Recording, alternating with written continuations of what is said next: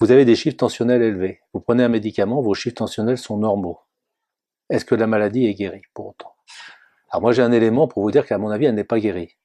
Parce que on s'est aperçu que les patients hypertendus avaient, alors c'est pas une découverte, ça avait été montré avant nous, hein, les patients hypertendus ont des troubles cognitifs de type dysexécutif, et quand on leur fait une IRM, ils ont ce qu'on a appelé la leucoarayose, en fait ils ont des signes d'une vasculopathie, d'une atteinte vasculaire des petites artères au niveau de la substance blanche.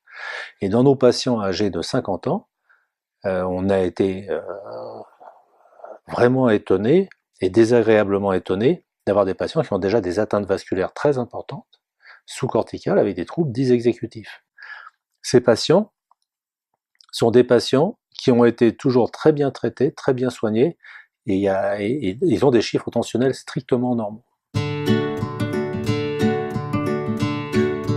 L'hypothèse que je ferais, c'est que, en fait, il y a des déterminants biologiques ou autres qui font que il y a un des signes de cette maladie biologique qui va être l'hypertension, et puis il y a un autre signe qui va être les troubles dysexécutifs, et puis il y a des signes en imagerie qui vont être la vasculopathie qu'on voit. Mais est-ce que finalement en traitant les chiffres de l'hypertension, on traite bien la maladie? Moi j'aurais tendance à dire que non, on traite un des symptômes de la maladie.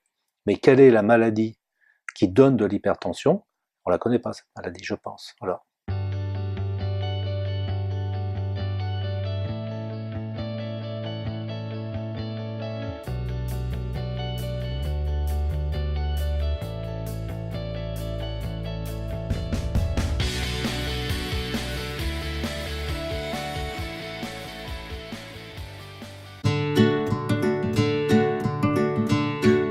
Alors, est-ce que le traitement de cette maladie, c'est pas plutôt l'exercice physique, plutôt que de faire baisser la tension?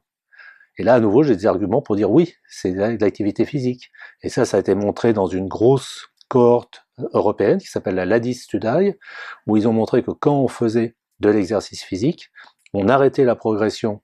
Alors, peut-être pas on aurait arrêté la maladie, j'en sais rien, mais en tout cas, on arrêtait la progression des troubles dysexécutifs et on arrêtait la progression des lésions vasculaires sous-corticales.